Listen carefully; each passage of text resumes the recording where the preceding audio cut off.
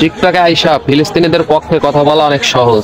আরে ভাই, তুমি তো ইসরায়েলি পণ্য ব্যবহার করো, তুমি তো ইসরায়েলিদের সাপোর্ট করতেছো ভাই।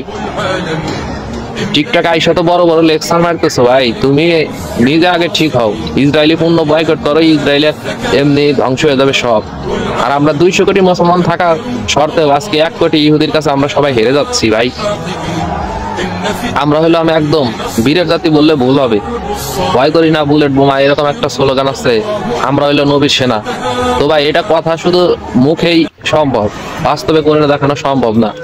আজকে ইসরায়েল ফিলিস্তিনিদের বোমা মেরে উড়ে দিচ্ছে, লাশগুলো আকাশে ভাসতেছে, কেউ কোনো কথাই বলতেছে না। সৌদি আরবের মতো দেশ সে নিশ্চুপ হয়ে ঘুমিয়ে আছে। মিশর, কাতার, এরা সবাই ঘুমিয়ে আছে। টিভির হেডলাইনে নিউজ হচ্ছে মিশর ঘুমন্ত বাঘ কখন যেন জেগে ওঠে। আর কত বছর পরে জেগে উঠবে? 80-85 বছর ধরে এই যুদ্ধ চলতেছে। ফিলিস্তিনিদের জমি ইসরায়েল দখল করে নিয়ে এখন তারা নিজস্ব বানাইছে, আর ফিলিস্তিনিদের জমি তারা নিয়ে নিচ্ছে।